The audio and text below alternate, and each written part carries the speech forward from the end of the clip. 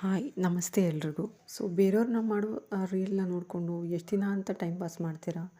Reels scroll ಮಾಡ್ತಾ ಮಾಡ್ತಾ ನಮ್ಮ ಟೈಮ್ ಅಷ್ಟೇ ವೇಸ್ಟ್ ಆಗುತ್ತೆ ಹೊರತು ಅದರಿಂದ ಯಾವ ಪ್ರಯೋಜನವೂ ಇಲ್ಲ. ಅದೇ ಥರ ಅದೇ ರೀಲ್ನ ಸ್ಕ್ರಾಲ್ ಮಾಡೋ ಬದಲು ನಾವು ಅದೇ ಟೈಮ್ನ ಒಂದು ಪ್ರೊಡಕ್ಟಿವ್ ಆಗಿ ಯೂಸ್ ಮಾಡಿಕೊಂಡು ಒಂದು ಸ್ಕಿಲ್ಸ್ನ ಕಲಿತ್ರೆ ನಾವೇ ಫೈನಾನ್ಷಿಯಲ್ ಇಂಡಿಪೆಂಡೆಂಟ್ ಆಗ್ಬೋದು. ನಾನು ಈ ಮೋದಿ ಸರ್ಕಾರದಿಂದ ಮಾನ್ಯತೆ ಪಡೆದಿರೋ ಒಂದು ಪ್ಲ್ಯಾಟ್ಫಾರ್ಮಲ್ಲಿ ಕೆಲಸ ಶುರು ಮಾಡ್ತಿದ್ದೀನಿ.